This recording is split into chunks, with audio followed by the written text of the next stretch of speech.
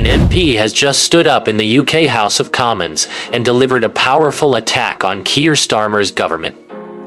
Even though Starmer was not in the chamber, every line still felt like a direct hit on the image of integrity he has always tried to build. This was not just about one controversial appointment, but a bigger question. How did this government allow something like this to happen? So what did she say that put Starmer's side under pressure? Let's watch the clip right now. Sure, Eastwood. Thank you, Madam Deputy Speaker. I just want to put two things on record here before I commence my remarks. So the Labour Party don't stand for election in Northern Ireland. We do not have elections next week or the week after. So everything I'm about to say has got absolutely nothing to do with a so-called political stunt.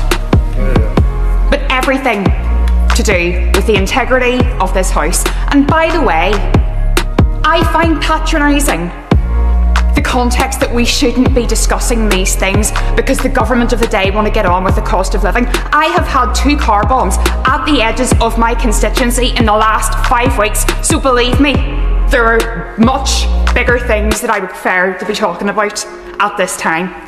However, it is incumbent upon everybody in this House to make sure that everything we're doing is completely above board. Now, last week, I posed the question, I don't know why Mandelson was appointed. Prime Minister then said it was a mistake. But here's what I don't understand. Everything that was out there about Mandelson that would have been cause for concern was open source material. It was out there. Peter Mandelson wouldn't have survived the vetting for a kids' football club. And rightly so.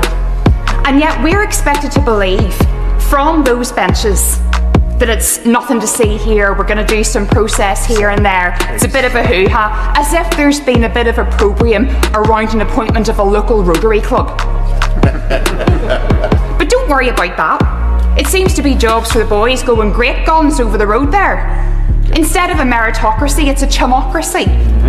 And that is at the nub of this. We cannot get answers as to why this was done. So what I'm asking today, will the real Prime Minister please stand up? Please stand up. Is it the man who wanted to tread lightly on our lives? Is it the man who promised a decade of national renewal? Is it the man who said that he was going to do things by the book and better? Because in my nearly 2 years here, I have not seen that. This should not be about party politics. This should be about doing the right thing. And I'm here as one member of my party. So I'm aware that I'm speaking from a place of privilege myself. But believe you me, there's a stink here. And the public smell it. And if we're serious about getting better in terms of making our constituents' lives better, in terms of proving that this place can deliver, well, every single person here today has a choice. Make the right one. But while Starmer's government is already under pressure over integrity and transparency, another political storm is now exploding over net zero, and this time, Tony Blair has stepped straight into it. Blair has reportedly urged Keir Starmer to scrap Ed Miliband's extreme net zero targets, warning that Britain's tiny share of global emissions makes the whole agenda look like pointless economic self-harm. And when even a former Labour Prime Minister is attacking the direction of Labour's climate policy, you know this debate has just become much more serious. So now, let's watch the clip. Taxes are too high for working people, and some of the things we're spending money on, I think we've got to change. So I particularly identify the very large sum of money we're spending on net zero, which I just don't think is the right priority for the country now. Yeah, and indeed, you call on the government to halt the net zero acceleration and prioritise cheap energy over clean energy. So just for total clarity, are you advising Keir Starmer to rip up Ed Miliband's green energy targets, for example? Yes, I am, because, and I'll tell you exactly why.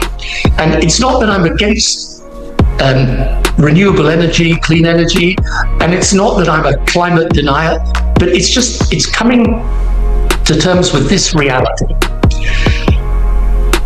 The three biggest emitters in the world today are China, America, and India. Together, they account for just over 50% of global emissions. Right. All of them are pursuing cheap energy and electrification.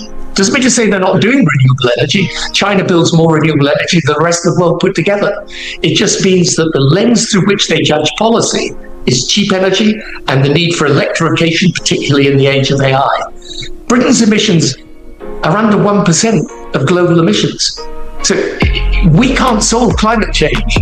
And to impose costs on our own business and consumers in order to accelerate to net zero when the rest of the world is not doing so is I don't understand the logic behind it. Or shutting down our own North Sea oil and gas industry in circumstances where, again, I don't know another country in the world that's doing that if they've still got a requirement to import energy from oil and gas. I mean, you've been Prime Minister. You know the gravity of what you've just said. Ripping up the Energy Secretary's plans on this would suggest that his position is untenable. You can't rip up his whole direction and policy agenda and expect Ed Miliband to remain in post after that. Well, it's really a question of explaining to the country and to Ed. Look, right now, we need to get growth levels up. We need to recognize with this AI revolution that we're going to need cheap energy and energy that allows us to power that AI revolution.